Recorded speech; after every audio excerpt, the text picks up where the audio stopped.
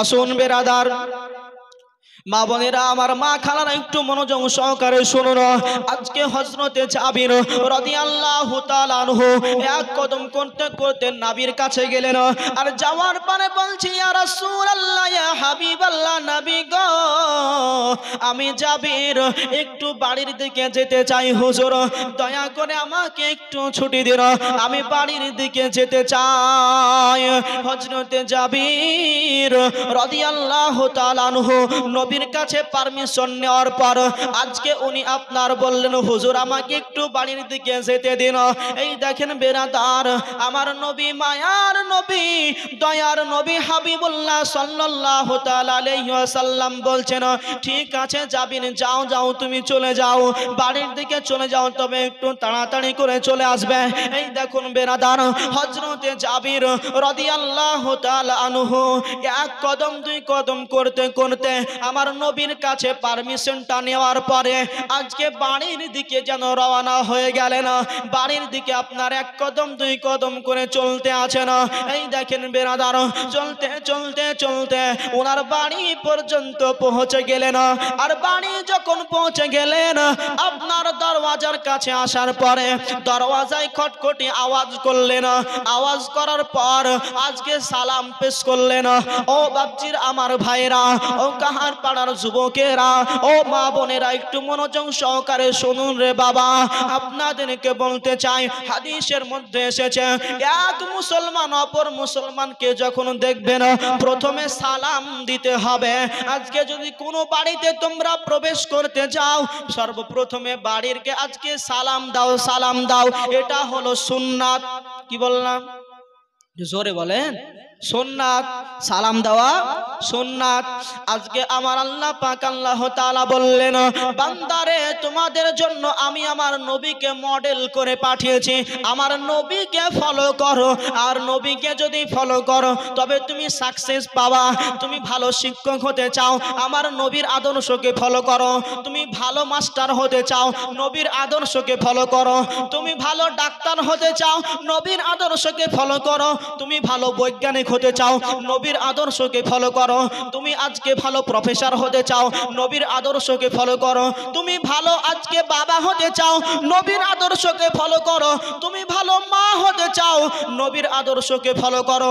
তুমি যদি ভালো আজকে মোড়ল হতে চাও, নবীর আদর্শকে ফলো করো। নবীর আদর্শকে যদি ফলো করতে পারো, ইহ জগতে কামিয়াব, পর জগতেও লাভবান। মোহাব্বতে বলো, আর একটু জোরে বলতে হবে। যখন হাত দেখাবো তখন জোরে সুবহানাল্লাহ বলতে হবে, বুঝতে পারলেন বেরাদার? নবীর আদর্শকে যদি ফলো করতে পারেন, এই দুনিয়াও লাভবান আর পরে কলেও লাভবান। আর একটা শিক্ষা কি পেলেন, যে যদি কোনো বাড়িতে প্রবেশ করেন তার প্রথমে সালাম দিতে হবে। মনে থাকবে তো বাবা? মনে থাকবে? বলেন ইনশাআল্লাহ। সকলে মনে থাকবে। আপনার মা বোনেদেরকে বলবো যে নিজের স্বামীকে সালাম দিবেন। এখনকার মা বোনেরা তো আপনার ডিজিটাল হয়ে গেছে, বলছে লক্ষ্মীর ভান্ডার পাচ্ছি ১,৫০০ টাকা, তো স্বামীর ওপর দিয়ে কথা বলছে গো। অনেক স্ত্রী এরকম হয়েছে, বলছে আমি তো ইনকাম করছি। মা আপনাকে অনুরোধ করতে চাই, বলতে চাই, আপনার স্বামী হলো আপনার জন্য পিতার চাইতেও বেশি দামি, তাই না বাপ? কারণ স্বামীর পায়ের নিচে হলো স্ত্রীর জান্নাত, ঠিক না? তাহলে স্বামীর আদর্শ, স্বামীকে আপনার ভালোবাসতে হবে, আর স্বামীর উপর দিয়ে কোনো কথা বলা যাবে না। আমি আপনাদের জন্য স্পেশাল কয়েকটা প্রশ্ন রেখেছি মা বোন, আপনারা হয়তো মাইকে শুনেছেন, আমি আবারও মনে করে দিতে চাই যে মাহফিল শেষ করার শেষে আমি আপনাদের জন্য স্পেশাল 5টি প্রশ্ন রেখেছি। কয়টি? 5টি, সকলকে জানতে হবে। প্রথম প্রশ্ন, যে মহিলারা স্বামীর পকেট থেকে টাকা চুরি করতে পাবে কি পাবে না? মশলা জানার প্রয়োজন আছে তো? আছে না? নাই আছে। দ্বিতীয়, যে মেয়েরা ঠোঁটে লিপস্টিক পরতে পাবে কি পাবে না? তৃতীয়, মেয়েরা হাতে সিটি গোল্ডের চুড়ি পরতে পাবে কি পাবে না? আর সিটি গোল্ডের চুড়ি পরে নামাজ হবে কি হবে না? এই মশলা। আর 5 নাম্বার হলো যে মেয়েরা নাইটি পরতে পাবে কিনা। বুঝতে পারলেন? এই মশলা জানা দরকার আছে না? নাই দরকার আছে।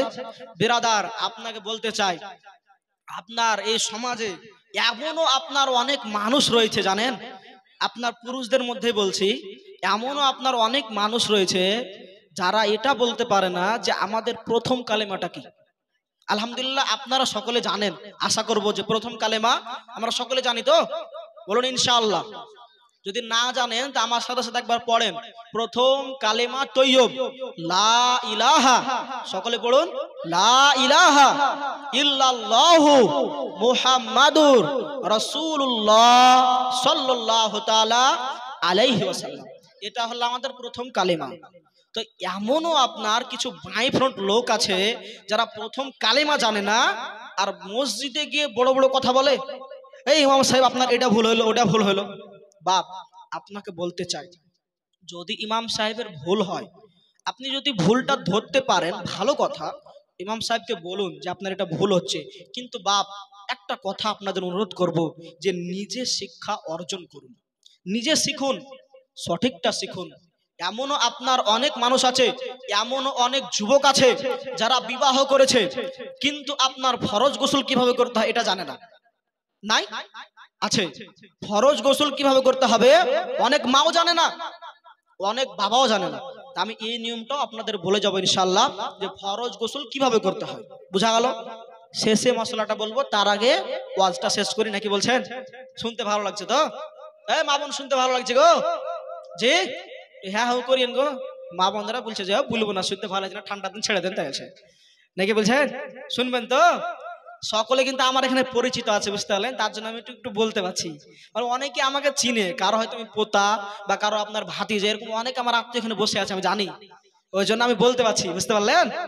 আমার একটু ক্ষমতাটা আছে যে আমি এখানে সকলের পরিচিত। রাগ করবেন না আমার কথায়, মা বোন, মা খালা, দাদি যারাই আছেন সকলে আপনারা আমাকে চিনেন যে আমার ডাক নাম হচ্ছে অলি। সকলে আপনারা যা অলি বলে আমাকে অনেকে চিনেন, আমি জানি, কারণ আমার দাদু দাদি সবাই এখানে আছে। এটা আমি জানি যে আমার দাদু হয়তো আমার আওয়াজ শুনতে পাচ্ছে, কিন্তু এখানে আসেনি, কিন্তু শুনতে পাচ্ছে যে আজকে অলি এসছে কাহারপাড়া, এটা জানে যে এসছে, কিন্তু হয়তো কাজে ব্যস্ত আছে, আসতে পারেনি, যেহেতু দেখতে পাচ্ছি না আমি, তার মানে আসতে পারেনি। কিন্তু আপনার আমার দাদার এখানে বাড়ি আছে, জোহরুল বলে দাদা, জোহরুল চিনেন তো? জোহরুল, ওটা হচ্ছে আপনার আমার আপন বুবুর আপন ভাই, তার মানে আমার দাদা হচ্ছে তো, নাকি বলছেন? দাদা হচ্ছে, হ্যাঁ ভালো কথা। বসুন, শুনুন, আলহামদুলিল্লাহ। তা আপনাদের মহাব্বতে আমি এসছি, বীরভূম থেকে আসছি আজকে, জানেন, আপনাদের মহাব্বতে, আপনাদের ভালোবাসায়, কারণ এই আনোয়ার ভাই আমাকে প্রতি বছরই এখানে ডাকে, তা আপনাদের ভালোবাসায় আমি আসি। তা আলহামদুলিল্লাহ, যাই হোক, ভালো আছেন তো সবাই আপনারা? তাহলে বলুন আলহামদুলিল্লাহ। তো ওয়াজ শুনতে ভালো লাগছে তো? যাক আলহামদুলিল্লাহ।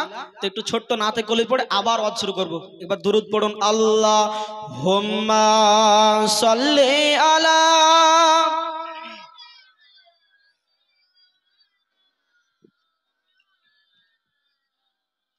ওয়ালা আলে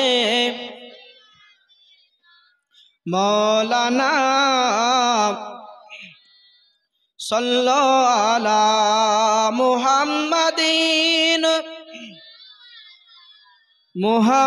मुहम्मद हरदम ज़बान से निकालो पाक नबी, हरदम ज़बान से निकालो शाफियाना मुहम्मद सल्लल्लाहु ताला अलैहि वसल्लम। नाते रसूल दुई कोले पढ़बो, आपनारा आमार संगे संगे बोलबेन जे आमरा नबीर पागल दीवाना। বলতে পারবেন না? সবাই কিন্তু বলবেন, বাচ্চারা তোমরা জোরে জোরে বলবা, ঠিক আছে? আর মা বোনেরা আপনারা একটু আস্তে আস্তে বলবেন। হয়তো আপনারা অনেকেই ভাবছেন যে গজল পড়লে কোনো কি নেকি পাওয়া যায়। আপনাকে বলতে চাই বিরাদারান ইসলাম, যে এই নাতে রসুল, নবীর নামে যদি কেউ নাতে রসুল পড়ে, যদি গজল পরিবেশন করে, তো আমার নবী পাক সাহিবে লাউলাক সাল্লাল্লাহু আলাইহি সাল্লামের হাদিস বর্ণিত আছে যে যে আপনার গজল শুনবে তারও নেকি হবে, যে পড়বে তারও নেকি হবে। বলেন সুবহানাল্লাহ। এই যে আপনাদের জোরে জোরে সুবহানাল্লাহ বলতে বলছি, এতে নেকি নাই ভাবছেন? হাদিসের মধ্যে বর্ণিত হয়েছে যে আপনার কেউ যদি আরবি অক্ষরের একটি অক্ষর পড়ে তো আপনার 10টি নেকি দেওয়া হয়। তো সুবহানাল্লাহ 9টি অক্ষর আছে, তাহলে 9 10 এ 80টি নেকি পাওয়া যাবে, নাকি বলছেন? 80টি? এরে আমি জানি তাল হারিয়ে দিয়েছেন আপনারা, একটু মনোযোগ সহকারে শুনেন। 9 10 এ 90, 9 10 এ 90টি নেকি পাওয়া যাবে। জোরে বলুন সুবহানাল্লাহ। আর আমার সাথে সাথে বলুন, আমরা নবীর পাগল দিওয়ানা গো, আমরা নবীর আশিক দিওয়ানা, আমরা নবীর পাগল দিওয়ানা গো, জোরে, আমরা নবীর আশিক দিওয়ানা, আমরা নবীর পাগল দিওয়ানা গো, আমরা নবীর আশিক দিওয়ানা। কবি বলছে দেখুন, ওগো রাতের দিনে ঝগড়া বাঁধে,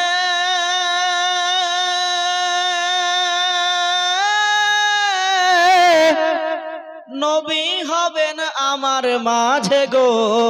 মহাব্বতে বলুন, একটু জোরে বলুন। আমি তো আপনাদের বললাম যে হাত দেখাবো তখন জোরে সুবহানাল্লাহ বলতে হবে।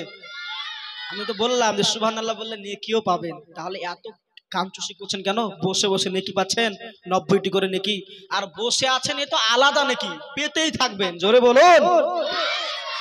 কবি বলছেন, আমরা নবীর পাগল দিওয়ানা গো, আমরা নবীর আশিক দিওয়ানা, আমরা নবীর পাগল দিওয়ানা গো, আমরা নবীর আশিক দিওয়ানা। ওগো রাতের দিনে ঝগড়া বাঁধে,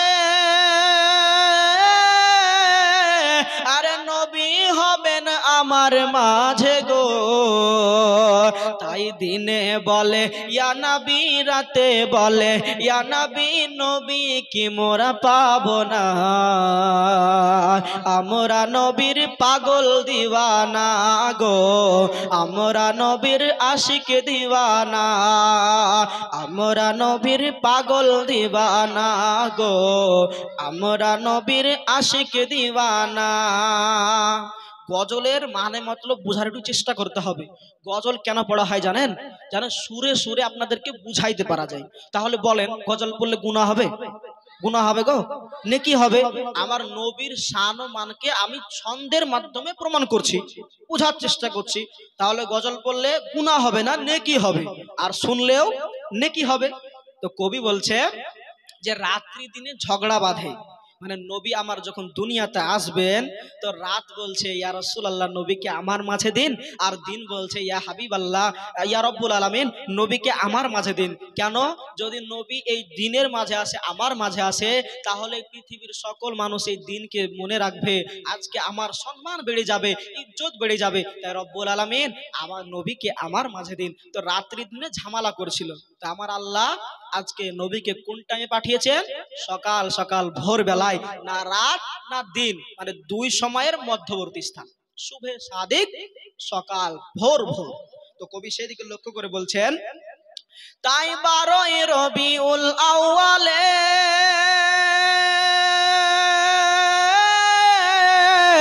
আসিলেন নবী ভোর সকালে। মহাব্বতে বলুন, 12ই রবিউল আউয়ালে আসিলেন নবী ভোর সকালে, তাই বিশ্ব নবীর আগমনে, নূর নবীজির আগমনে দুঃখ কারো রইল না, আমরা নবীর পাগল দিওয়ানা গো, আমরা নবীর আশিক দিওয়ানা, আমরা নবীর পাগল দিওয়ানা গো, আমরা নবীর আশিক দিওয়ানা। রবিউল আউয়ালে সকাল সকাল আসলেন, তো রাত্রেরও আর আপনার কষ্ট থাকলো না, আর দিনেরও কোনো কষ্ট থাকলো না, থাকলো না। তারপর কবি বলছেন, আমার আল্লাহ বলেন ওরে রাত দিন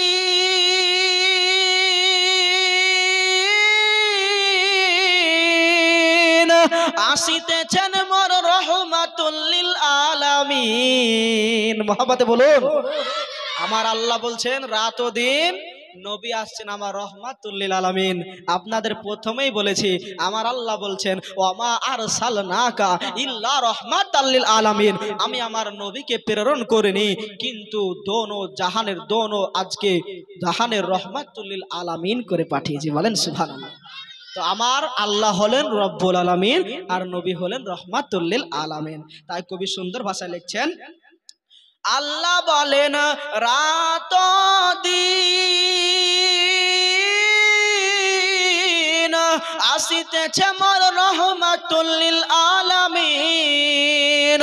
আরে কেউ তো নিরাশ হবে না গো, কেউ তো নিরাশ হবে না গো, কেন?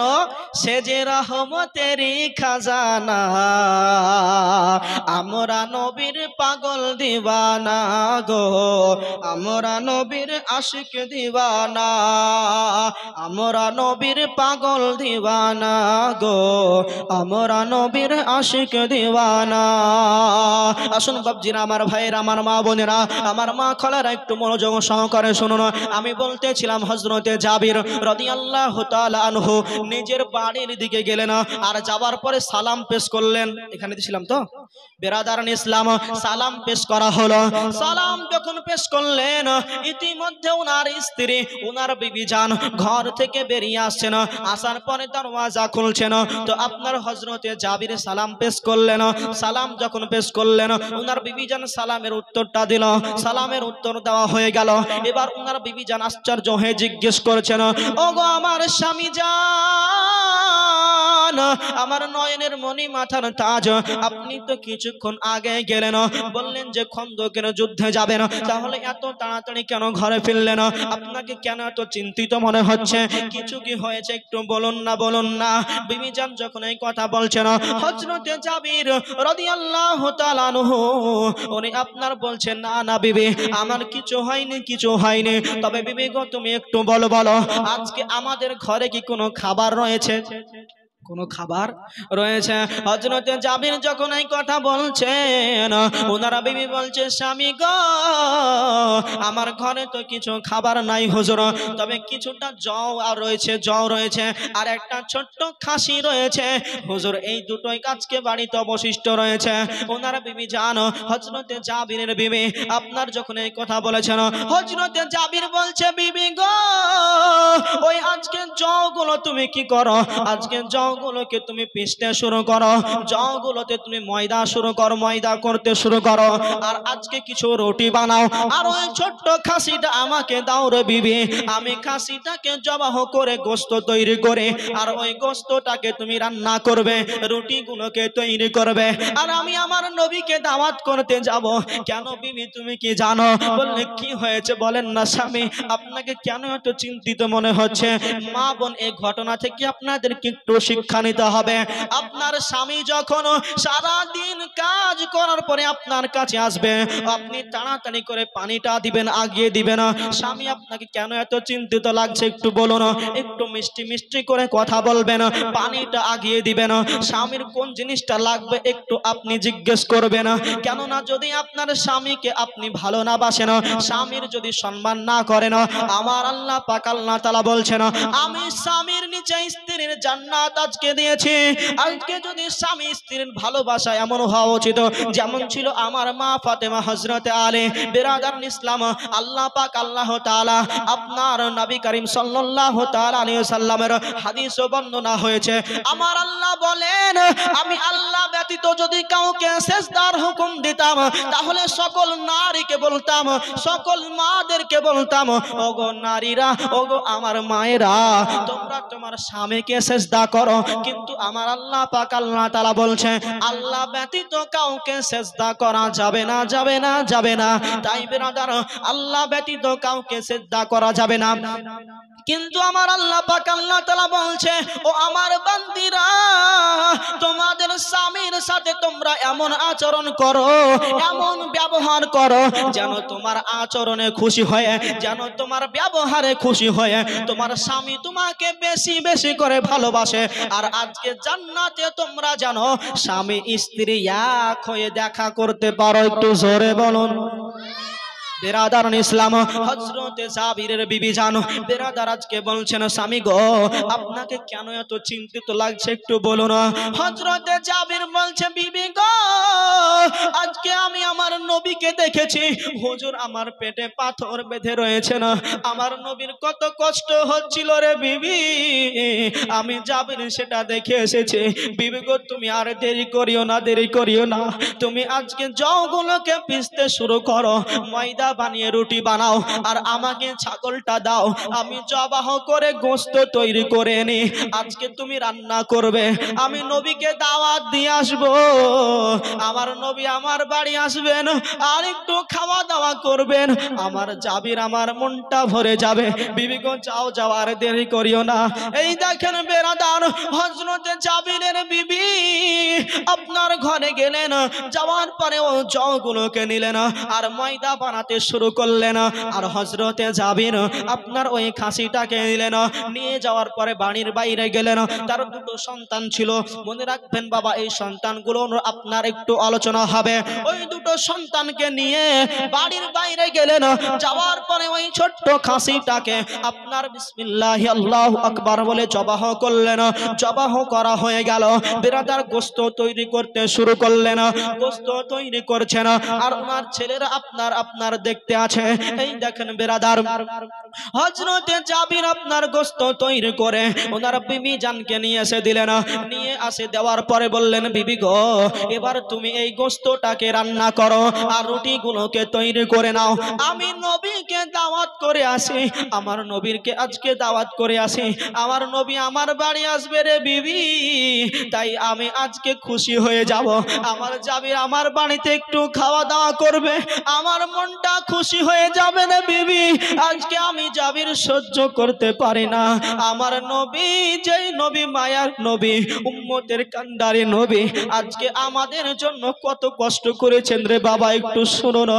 হযরতে জাবির বলছে, বিবি গো তুমি রান্নার কাজ শুরু করে দাও, আমি নবীকে দাওয়াত করে নিয়ে আসি। এই দেখেন বেরাদার, ওনার বিবি আপনার একটাই কথা বললেন, হুজুর স্বামী গো একটু আমার কাছে শুনো না। বলছে বলো বলো বিবি কি বলছো? হযরতে জাবিরের বিবি বলছে, স্বামী গো আপনি তো জানেন আমাদের বাড়িতে অল্প কিছু জও ছিল, আমি ওই জগুলোকে পিষাই করে আজকে ময়দা বানিয়ে আমি রুটি তৈরি করছি হুজুর, তাই আপনি কি করবেন শুনুন, আজকে নবী মুস্তাফাকে দাওয়াত করবেন আর কিছু সাহাবাগণকে দাওয়াত করে আসবেন, কেননা আমাদের যা খাবার তাতে সকল সাহাবাগণের হবে না। হবে? একটু জোরে বলো। আপনারা চুপচাপ হয়ে যাচ্ছেন কেন, ঘুম আসছে নাকি? এই দেখেন আপনাদের প্রধান অতিথি কিন্তু উপস্থিত হয়ে গেছে এখানে, আপনার এই বাড়ি চলে এসেছেন, মানে উনি খুব তাড়াতাড়ি চলে আসবেন এখানে, হয়তো আপনার উনি আসলে পারে আমাকে উঠতে হবে, তাই খুব অল্প সময়ের জন্য আপনাদের কাছে আছি, তো একটু আমার সাথে সাথে কথা বলুন আর আলোচনা শুনে যান। তা আমি দেরি করব না, একটু তাড়াতাড়ি শেষ করো আপনার চেষ্টা করব। বিরাদারান ইসলাম, হযরতে জাবির রাদিয়াল্লাহু তাআলা আনহুর বিবি জান বলছে, স্বামী গো আজকে আপনি কিছু সাহাবাগণকে দাওয়াত করবেন, কেননা স্বামী গো আমার বাড়িতে তো অল্প কিছু খাবার রয়েছে আর এই খাবারে তো সকল সাহাবাগণের হবে না, তাই স্বামী গো আপনি কিছু সাহাবাগণকে দাওয়াত করবেন। হযরতে জাবির বলল, ঠিক আছে বিবি তুমি কোনো চিন্তা করো না, তুমি তাড়াতাড়ি ময়দা বানিয়ে রুটি শুরু করো আর এই গোশতটাকে রান্না করো। এই দেখেন বেরাদার, হযরতে জাবিরের বিবি ওইদিকে রান্না বান্নার কাজ শুরু করলেন। আপনার জাবির রাদিয়াল্লাহু তাআলা আনহু এক কদম দুই কদম করতে করতে উনি আপনার নবীকে দাওয়াত করতে চলতে লাগলেন। এই দেখেন বেরাদার, আমার নবীর কাছে এক কদম দুই কদম করে যেতে আছে না, এবার যেন খন্দকের মাঠে চলে আসলেন, যেখানে বেরাদার আপনার সকল সাহাবাগণ কাজে রত ছিলেন, ওখানে আসলেন। আসার পরে বলছে, ইয়া রাসূলুল্লাহ ইয়া হাবিবাল্লাহ, নবী গো আমি জাবির আপনার কাছে এসেছি হুজুর, আমি একটু বাড়ি গিয়েছিলাম, তার কারণ হলো হুজুর আপনি যখন ওই পাথরটাকে চেড়ে ওপরে তুলছিলেন হুজুর, আমি আপনার পেটে পাথর বাঁধা জাবির দেখে নিয়েছিলাম হুজুর, আমি এটা সহ্য করতে পারি না, আমি জাবির আপনার সাহাবী আপনার দিওয়ানা আপনার আশিক, আমি কিভাবে সহ্য করব, আপনি এত কষ্ট করে রয়েছেন, আমি জাবির সহ্য করতে পারি না, তাই ইয়া রাসূলুল্লাহ ইয়া হাবিবাল্লাহ, নবী গো আমি জাবির বাড়ি গেলাম, আর যাওয়ার পরে আবার বিবির কাছে আজকে আরজি জানালাম, বিবি গো কিছু খাবার আছে নাকি? কিন্তু আমার বাড়িতে হুজুর একটু জল ছিল, ওই জলখানা দিয়ে আমি রয়দা বানিয়ে আমার স্ত্রীকে আমার বিবিকে রুটি বানিয়ে আসতে বলেছে, আর একটা খাসি জবাও করে গোশত তৈরি করে আমি আমার বিবিকে রান্না করতে বলেছি। হুজুর একটু দয়া করে আপনি আমার দাওয়াতটা কবুল করুন হুজুর, আর কিছু সাহাবাগণকে নিয়ে আমার বাড়ি চলুন হুজুর, আমার বাড়িতে একটু খাওয়া দাওয়া করবেন, আপনার ক্ষুধাটাকে নিবারণ করবেন হুজুর। আমি জাবির আমার মনটা খুশি হয়ে যাবে হুজুর, একটু দয়া করে আমার দাওয়াতটা কবুল করুন, কবুল করুন। হযরতে জাবির যখন এই কথা বললেন, আমার নবী বলছে, জাবির তুমি এত কেন আজকে চিন্তিত রয়েছ? তোমার বাড়িতে খাবার অল্প আছে বলে চিন্তিত? বললেন, না হুজুর, আজকে আপনার কষ্ট দেখে আমার কষ্ট হচ্ছে হুজুর। আপনি পেটে পাথর বেঁধে আছেন, আমি জাবির আমি সহ্য করতে পারি না হুজুর, তাই দয়া করে আপনি আমার বাড়িতে কিছু সাহাবাগণকে নিয়ে চলুন। এই দেখেন বেরাদার, যখন আপনার জাবির বলেছে কিছু সাহাবাগণকে নিয়ে চলুন, আমার নবী পাক সাহিবুল আউলাক সাল্লাল্লাহু তাআলা আলাইহি ওয়াসাল্লাম বলছেন, কিছু সাহাবা কেন, আমি যদি যাই আমার সকল সাহাবাগণকে নিয়ে যাব। হযরতে জাবিরের মাথাটা একটু নিচু হয়ে গেল, যেটা নবী ভালো বোঝেন সেটাই ঠিক হবে। আমার আকা নবী মুস্তাফা হাবিবুল্লাহ সাল্লাল্লাহু তাআলা আলাইহি ওয়াসাল্লাম বলছেন, ঠিক আছে জাবির তুমি কোনো চিন্তা করো না, আমি সকল সাহাবাগণকে নিয়ে যাব, অসুবিধা নাই, তোমার দাওয়াত আমি কবুল করলাম। এই দেখেন বেরাদার, হযরতে জাবির রাদিয়াল্লাহু তাআলা আনহু এক কদম দুই কদম করতে করতে আমার নবীকে নিয়ে আসছেন। আপনার এই দিকে ওনার দুটো সন্তান ছিল, হযরতে জাবির আপনার হযরতে জাবিরের দুটো পুত্র সন্তান, তারা আপনার এই দিকে কি করছে দেখুন, একটা বাগানে গেছে, আর যাওয়ার পরে দুই ভাই আলোচনা করছে, ভাইজান আমাদের বাড়িতে যে একটা ছোট্ট বকরি ছিল, একটা ছাগল ছিল, ওটা কেন দেখতে পাই না গো ভাই? তো আপনার বড় ভাই ছোট ভাইকে বলতে আছে, ভাইজান নারায়ে তাকবীর, সকলে নারা দেন। আপনাদের প্রধান অতিথি আপনার চলে এসেছেন, মাননীয় বরণীয় আপনার পীরজাদা রাকিবুল আজিজ সাহেব হুজুর আমার চলে এসেছেন। তো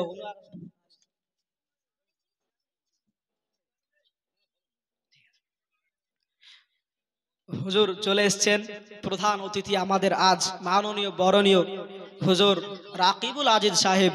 আপনার আমার যতটা জানা আছে যে উনি এই হাই মাদ্রাসাতে শিক্ষকতা করেছেন অনেক দিন, আপনারা সকলে ওনাকে চিনেন, খুব ভালো মানুষ।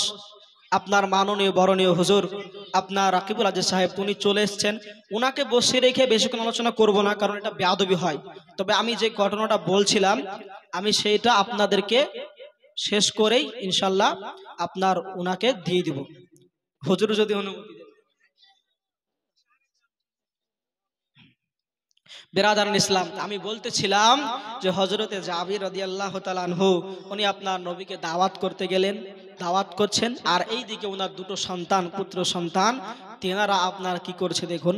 আপনার বড় ভাই, একটু সকলে দরুদ পড়ুন, আল্লাহুম্মা সাল্লি আলা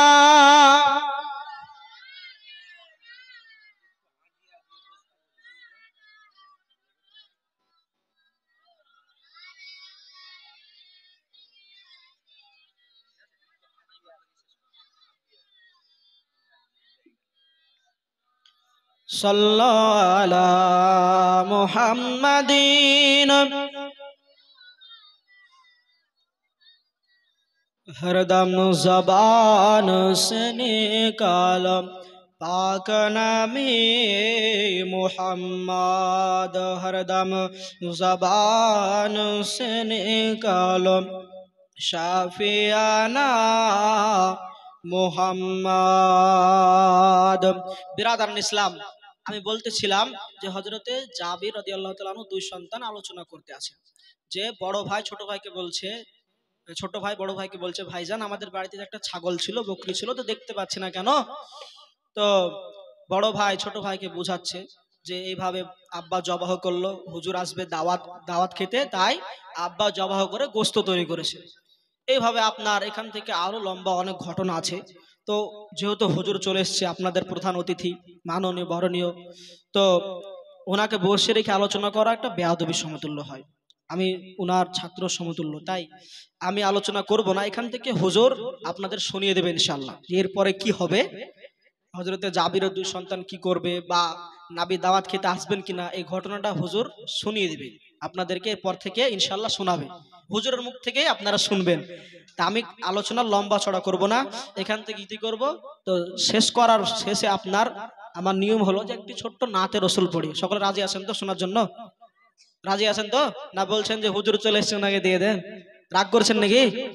হ্যাঁ, আমি আলোচনা লম্বা চড়া করবো না, তবে যে 5টা মশলা আমি বলবো বলেছিলাম মায়েদের জন্য, একটু বলে দিই। প্রথম আমার প্রশ্ন ছিল, জানার জন্য অনেকেই বসে আছেন, আমি সেই জন্য বলে দিয়ে ইনশাল্লাহ নাত পড়েই শেষ করব। মা বোনদের জন্য প্রথম প্রশ্ন ছিল যে মা বোনেরা স্বামীর পকেট থেকে টাকা চুরি করতে পাবে কি পাবে না। দেখুন মা বোন, একটু মনোযোগ সহকারে শুনুন। আমি প্রথম থেকেই বলে আসছি যে মা বোনদের জন্য স্বামী হলো জান্নাত, মানে স্বামীর পায়ের নিচে স্ত্রীর জান্নাত। তো বেরাদার ইসলাম, মা বোন একটা কথা মনে রাখবেন, স্বামীর বিনা অনুমতিতে আপনার কোনো কাজ এটা শরিয়াতে জায়েজ নয়। বুঝতে পারলেন? শরিয়াতে জায়েজ নয়। শুধু যে আপনি টাকা বিনা অনুমতিতে নেবেন এটা নাজায়েজ হবে তা নয়। আপনি যদি স্বামীর বিনা অনুমতিতে আপনার মায়ের বাড়ি যান, এটাও নাজায়েজ হবে। কারণ স্বামীর বিনা অনুমতিতে আপনি বাড়ি থেকে বের হতে পাবেন না।